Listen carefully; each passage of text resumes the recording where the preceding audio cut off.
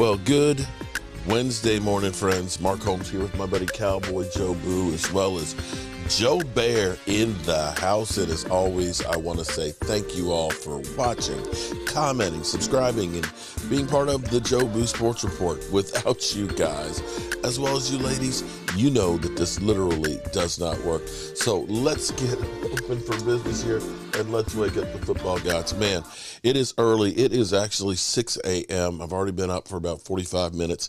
I'm going to be hitting the road to go down to work on the red brick house. I've got a window where I need a window. I've actually got the window in, but a window of time where I'm getting my brother going with me and we're trying to get some of the sheathing done. It's going to be windy. It's going to be cold, but I'm going to go down there, take care of that, get back there. And what a difference a day makes. Wow. You know, I was originally going to go yesterday, but I'm so glad that I stayed here. So glad that I stayed here. Yesterday was crazy. It may have been the most videos I've done in one day. I think there were 15. I know people always joke about me. You know, he puts out like 15 videos a day. Well, yeah, there was actually yesterday. So, you know, there's a little truth in every joke. There were 15 videos because we had all of the news when we woke up about Michael Irvin taking his case back, and then the press conference, the video itself, the Cowboys signing, bringing back, let me just say this. We owe Jerry Jones an apology because we killed him. We killed him and said, we don't know what happened to this Jerry Jones. I think that's a part of leadership, is to have some of the guys that have gone before that have been disappointed to share it with everybody involved. For me, it's a reminder. I, too, have been here 23 years. Mm-hmm. And it is a reminder. I've been here when it was glory hole days, and I've been here when it wasn't. And I want me some glory holes. I want me some glory holes. Yeah, we want some glory hole days here. So I have that perspective. So, yeah, we have that perspective, definitely. Here's the good news, at least. The Cowboys aren't asleep at the wheel. You know, we got Catboy, okay? I've seen some of the Catboy videos and stuff, the Catboy memes and stuff come back and things, and we've seen all the things, breaking news, Cowboys signed no one. They didn't do anything the first day, but the second day, they came through and they said, we believe in our own guys. We signed, Leighton Vander Esch and Donovan Wilson, and it seems like the Cowboys are all in on defense, making defense great again. And then they go out and they trade for Stefon Diggs. This plugs one of the major holes that we looked at this offseason, thus making it so you're not desperate to say, I got to draft a cornerback. I love that. It's opening up the draft, okay? And so now you start looking at this and saying, okay, you've got two really good cornerbacks. You got three great safeties that collectively with safeties, we may have the best group of safeties in football. You've got a good running back in Leighton Vander Esch tied up for the next 2 years. I still am interested in Bobby Wagner. But you look at it, the Cowboys, forgive me, it's early. The Cowboys are trying to get better. And you now look at it and say, you got a defense that's going to be able to do some stuff. Again, I still want to get Hankins back in the fold or another really big run-stopping defensive lineman. That's the one place the Cowboys have not done. And I wouldn't mind.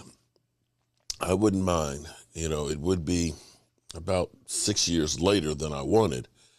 But I'd love to see a guy like a veteran presence like a Calais Campbell actually come into the fold. You're not going to get him as an every down starter. He's going to be kind of like Ndamukong Suh was for the Eagles, a role player and things. But make no mistake about it, he can still play. But get a veteran like that, try to sell. Here's where the Cowboys can do some stuff. When you make a move like they did, bring back Donovan Wilson and bringing Stephon Gilmore, you start getting then people excited. If you bring in a guy like Calais Campbell, you say, hey, look, we're trying to make this run to go for this ring. And guys that are getting up there, that's what they're looking for now. We've made money and things. I don't have much time left in the league. If I got a chance to get that ring, then it's icing on the cake. I got my money, I got my ring. And that's what the Cowboys need to try and sell, because when you look at a situation where I can make a couple $1 million more over here and not be in a place that I want, or I could go to the Dallas Cowboys, I could definitely be in the spotlight, and they're actually going all in and trying to make a run. That's where you want to get to be. That's where the Eagles were last year, where veterans are like, yeah, let's, they got a whole lot of talent put over there. I don't have to do it all. They got a lot of other great players. I can go along for the ride and maybe get that ring too. That was the mentality, and they came close. They came so close before they got that L.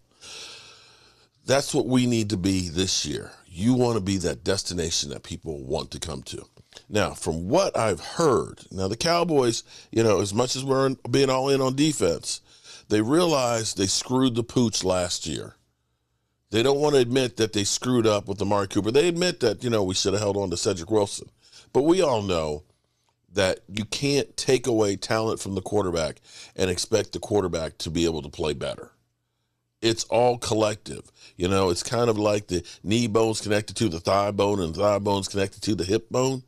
Well, the quarterback's connected to the running backs, and the running back's connected to the offensive line, and the offensive line's connected to the receivers. And if you take any of those out,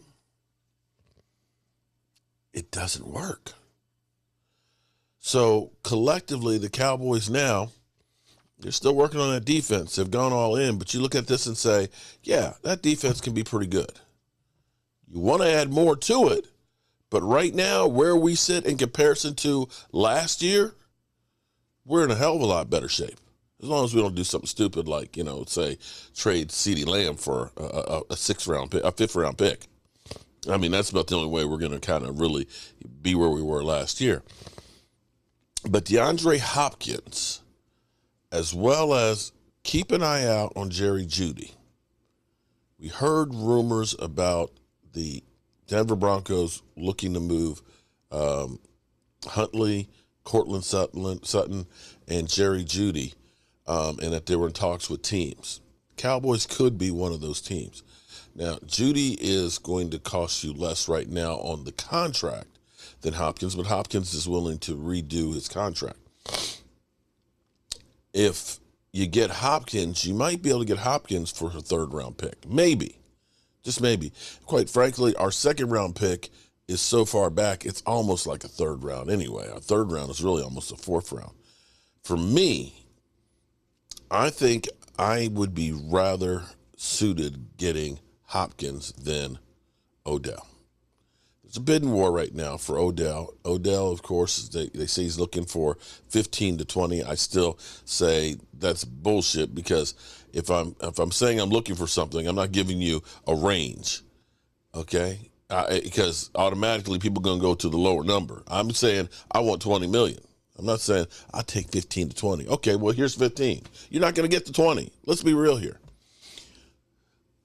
Hopkins may be the one in the mix. We've got now Micah Parsons, Micah Parsons needs to be part of the scouting staff here, because he is literally out there trying to recruit, trying to basically tell the Cowboys, hello, we need to play to win the game. We need to get some more players here. We don't have enough. He needs to be the hand of the king for Jerry Jones. That's what Micah Parsons needs to be. I'm going to start. You know what? If you hear that anyplace else, remember, it started right here. Micah Parsons needs to be the hand of the king, okay? He needs to be right beside Jerry Jones telling him. So when Jerry Jones says, we can't. Yes, Jerry, yes, we can. Jerry, I want Jerry Jones, when he turns down doing something, that he's got to look at Micah Parsons and say, we can't do that. That's what we need right now. We need Micah Parsons in the front office to be the hand of the king. I'm starting petition right now. That's what we need to do. Make Micah Parsons the hand of the king. Because I guarantee you, Micah Well, look at Jerry Jones, and let's get Jerry Jones trying to look at Micah and say, "No, we're not going to do that. We're not. You know, son, I love you. You the hand. You my hand right here. Yeah, you keeping them crazy people from killing me and stuff. You're doing the dirty business for me and things. You know, you're getting them quarterbacks and stuff. But we can't do that. Seriously, we can't do that." Yeah, I think that's what we need. We do that, I think we'll be in great shape. So don't be surprised if the Cowboys end up making that trade and getting DeAndre Hopkins. I think that that's actually the better suited position. And I think of him right now, you know, Brian has gotten me sold on him, okay? At first I was kind of like, yeah, he's kind of old. He's kind of,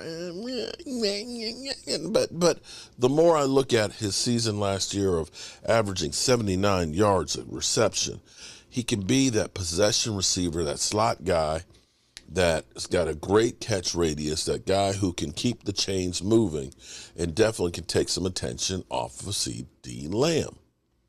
It would be an incredible move. And if by chance you do that move, oh my God, now this opens up the draft to the best player available. Maybe B.J. Robinson ends up falling to you. Maybe you go through in the second round and you get a tight end. Now all of a sudden you're starting to look and say, okay, now we're really in good shape. Still concerned about the offensive line, but this really would open things up. Now, we'll find out if all of this works for our team. We'll see. Now, the thing, of course, that's interesting is Aaron freaking Rodgers. You know, I have been on the last couple of videos talking about Aaron Rodgers is like that spoiled brat kid. We've all seen him. We've all seen him where he throws a temper tantrum and mom and dad are just like, you know, whatever it takes to keep them from kicking and screaming and rolling down on the floor. That's Aaron Rodgers. And so Aaron Rodgers basically is getting the Jets wrapped around his finger, okay? He's got his press conference with Pat McAfee basically today at 1:00. He has literally told them, here's my list of demands because you are my hostage now, of players that he wants. So now we're hearing not only does he want to go ahead and get Randall Cobb into the mix, as well as his other wide receiver that you hear the Jets are interested in them, but also now we're hearing that free agent tight end Mercedes Lewis. So he's literally saying, you want me, you've got to get all my friends. He literally is running the Jets organization. I bet you this thing blows up in his face. I just bet you it does. Or, excuse me, blows up in the face of the Jets because Aaron Rodgers is going to get paid. Let's listen to my man, Rich Eisen, who is a Jets fan, and see what he thinks on it. To Diana Rossini, our good friend at the Worldwide Leader. Now let me guess, because again, I didn't see. Hold on a second, wait. Hold on. Stop. I can guess. Let me guess this. I just want to based on how eager you are to tell me. I just want to tell you. Snag. She's telling me a snag. I want to tell you the setup first. What? Okay. She says that Rodgers has provided the Jets with a wish list of free agents he would like them to target and acquire. Okay. Includes the ones that we've talked about already: Randall Cobb, Alan Lazard, and Mercedes Lewis, plus one more. Odell Beckham. Let me say this. There are a lot of people who make fun of Aaron Rodgers for being a thinker. Oh, He's not Lordy. really a thinker. Wow. He's not as deep a thinker as you think. Are we one of them? We might have taken a shot or two in that direction. Okay. With the books behind him. Yeah. And the eruditeness. What For the is sake that? of sounding erudite. Big word alert. Yeah. big. Well, he's a Cal Bear. He went to Cal by way of Butte College. But let me tell you this. I like the way you think, Aaron. Now that's a thinker. Yeah, but did you see the report that Odell wants $20 million? Well, you know what? It's not my money. It's not his money. Yeah, but hey, there is a cap. But if this is a prerequisite, if this is a requirement for him to say I'm coming, Right. it's not. I mean, Odell. Does he want to go back to New York? Does he want to go back to MetLife? Does he want to play for the Jets? I mean, if you want to make a big ass, but by the way, too, it's just, you got to endear yourself to your new teammates. Obviously, Garrett Wilson's going to stay. Mm-hmm. I mean, what does that mean for Elijah Moore? Poor Elijah Moore. He's still waiting to get targeted by his old quarterback, and now he's being apparently targeted by his new one. I mean, because at some point, how many roster spots are there? Turning the Jets into your own fantasy league. Basically. But I do like the way he's thinking. I mean, Garrett Wilson, Alan Lazard, I assume Corey Davis still sticks around, Randall Cobb, and Odell Beckham Jr. Go to work. I like the cut of your jib, Mr. Rodgers. Am I reading this right? I'm reading it very well. He's like, if I'm going to be leaving Green Bay and I'm coming to New York and you want to win a Super Bowl, by the way, that's the way you load up. Yeah. Yeah. But the Jets have to pay Quinn and Williams. They have to pay their own guys, and they have to get this done. I mean, this is a heck of a Rubik's Cube that's being placed in front of you. It's good. Okay, Warren Sharp just tweeted this, and I'm wondering your thoughts here. Let's assume that this gets done, right? And Rodgers gets these guys. Let's just play best case scenario.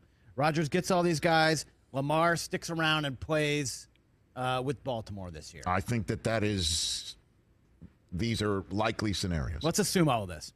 Where are the Jets in the AFC? Chiefs, Bills, Bengals, Chargers, Dolphins, Jags. I'm not going there. I'm not going there because I won't go there because there's too many trapdoors. Do you not understand? I'm going to say this. Do you not understand? I also like No, I'm going to say this. I'm going to say this because I'm hopped up on caffeine and I'm overtired. Well, if you were on caffeine, wouldn't Do you you be not not as understand? tired? I have settled into somebody else's house. I remember exactly where I was when it happened. I was in Steve Bornstein's kitchen. Oh. Okay, you got to do the impression. Richie boy, are we watching his game or what? I was in his kitchen on a Thanksgiving night in front of my children and watched Mark Sanchez run into the ass of his own offensive lineman. It's like a flashbulb moment. Where were you when this happened? We all have awful moments in our lives that have far worse personal ramifications, admittedly. So I'm not going in this what if. Are they as good as the Chiefs? Can they battle for the Super? The idea is, if this happens, you're trying to win a Super Bowl, pal. You're not just trying to win NFL Honors Night like the Jets did this year. That was nice, though. It was. But, you don't want to win the Thursday before the Super Bowl. You want to win the Sunday of the Super Bowl. That's the idea. And that's what they're doing here. So don't give me these what ifs. I'm just saying, if all this works out, like, where are they in the AFC? They should win the Super Bowl. There you go. Okay. There you Now, go. finally. Right. Come on. Now you're one of us, finally. Nothing else is acceptable. Thank you. Because this is why you do all this. This is why you lift all these trade offers. This is why you gas lift up all those weights. Air Johnson. Where do they rank if it happens? That's why you bring Jordy Nelson out of retirement. It would just be like the Jets to see Rodgers say, you know what? I'm done with this. I'll figure something else out. Yeah, you know what? I don't want to do Forget it. about So it. until it happens, it hasn't happened. And if it happens, I'll be very excited about it. And of course, the idea is to win the Super Bowl. That's why Rodgers is saying, hey, you know what? Bring me to New York, bring all my fellas, and get Odell too. And order out for pizza. That's the Rich Eisen show every single day on the road. Because, of course, Aaron Rodgers has never gotten his way of bringing guys back in. And I remind you that these are the guys he's been playing with the last few years and haven't been able to get it done. But, hey, what do I know? I'm a guy with a day job and a voodoo doll who's up real early to hit the road. Now, I'm going to try and do my best to make sure that any breaking news with the Cowboys, we get it out for you. I'll be on the road, early this morning, so we'll get a lot of content while I'm on the road, trying to get this work done, get back up in here. Just keep the work flowing, man. Just keep the work flowing. As always, I appreciate each and every one of you guys. See you soon. Our coach here, and as always, I want to